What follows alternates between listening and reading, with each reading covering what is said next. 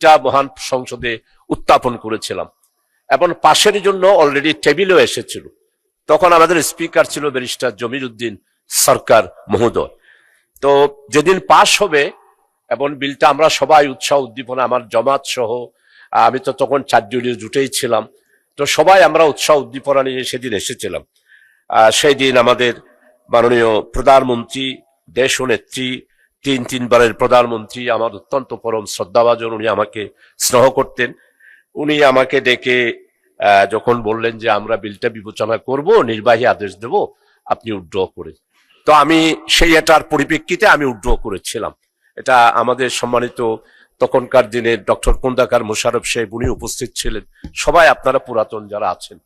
তো কিন্তু সেই যে 2004 সাল, আজকে 2026 সাল, এখনো পর্যন্ত আমি যে পোস্টমর্টম অ্যামেন্ডমেন্ট বিল, মাননীয় স্পিকার আপনি নিজেও জানেন, প্রতিদিন সড়ক দুর্ঘটনা, প্রতিদিন আমাদের বিষ প্রয়োগে মারা যাচ্ছে, পানিতে ডুবে মারা যাচ্ছে, নৌকায় ডুবিতে মারা যাচ্ছে।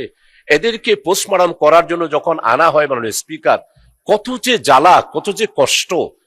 একদিকে মৃত্যুবরণ, আর একদিকে তাদেরকে পোস্টমর্টম, আর একদিকে তাদেরকে দাফন কাফন, এই সব জ্বালাতন থেকেই 1898 সালের আগেই এটা, এই পোস্টমর্টম এই বিষয়টা তখনকার দিনেও আইনটা ছিল। মানে স্পিকার, আমি এই জন্যে এই দুঃখ, এই ব্যথা, এই বেদনা, জনগণের এই গ্লানি থেকে মুক্ত হওয়ার জন্যই আমি অত্যন্ত সাজানো গুজানো ভাবে এই বিলটি আমি দীর্ঘদিন সাধনা করেই আমি আবারও এতদিন পর, প্রায় 22 বছর পর আবার এই বিলটি এনেছি। তো মাননীয় আইনমন্ত্রী যদি মেহরবানি করে এটাকে উইথড্র করার জন্য বলেছেন, আমি এটাকে অবশ্যই সম্মান করি এবং আপনাকে অবশ্যই সম্মানিত করব। কিন্তু আমার এই বিলটা যদি আপনি একটু কমিটিতে গিয়ে বিবেচনা করে আমার গুলোও যদি এইখানে অ্যাড করেন, যে মহিলাদেরকে মহিলা করবে, পুরুষেরা পুরুষদের করবে, আর কেউ যদি পারমিশন নিয়ে বলে যে আমি মামলা করব না, আমার এই লাশটাকে, যে অ্যাক্সিডেন্ট হয়েছে তাকে সরকারের পক্ষ থেকে অনুমতি দিয়ে আমাকে দাফন করা হোক, এইভাবে করে 8টা সংশোধনী আমি মাননীয় স্পিকার দিয়েছি মানবতার স্বার্থে, আমাদের জনগণের দুঃখ ব্যথা বেদনা লাঘবের স্বার্থে। আমার এটা যদি বিবেচনায় নেন, কমিটিতে যদি বিবেচনার জন্য নেন, তাহলে আমি অত্যন্ত বাধিত হব মাননীয় স্পিকার। এটাই আমার পক্ষ থেকে আবেদন মাননীয় স্পিকার। আই থিংক আপনি খুব ভ্যালিড পয়েন্ট মেড আউট করেছেন, যে কারণে মাননীয় আইনমন্ত্রী দাঁড়িয়েছেন কিছু বলার জন্য। মাননীয় আইনমন্ত্রী। আপনাকে ধন্যবাদ, আপনার মাধ্যমে অন্য সংসদ সদস্যকে ধন্যবাদ।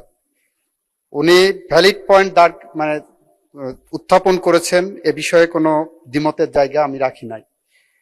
আমরা যেটা বলতে চাচ্ছি, উনি যে প্রশ্নটা এনেছেন এটা বর্তমানে প্র্যাকটিস আকারে ওইভাবেই চলে। মহিলা ডেড বডিকে অটোপসি করা হয় যখন, পোস্টমর্টেম করা হয় যখন, তখন সেই সম্মানটা দিয়েই করা হয়, মহিলা ডাক্তার দিয়েই করা হয়।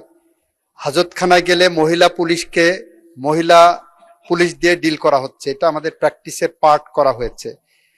এবং আমাদের মাননীয় সাবেক প্রধানমন্ত্রী বেগম খালেদা জিয়া বলেছিলেন আপনার কাছে, যেটা অ্যাডমিনিস্ট্রেটিভ অর্ডারে করা হয়েছে, তখন থেকে এটা অ্যাডমিনিস্ট্রেটিভ অর্ডারে চলছে।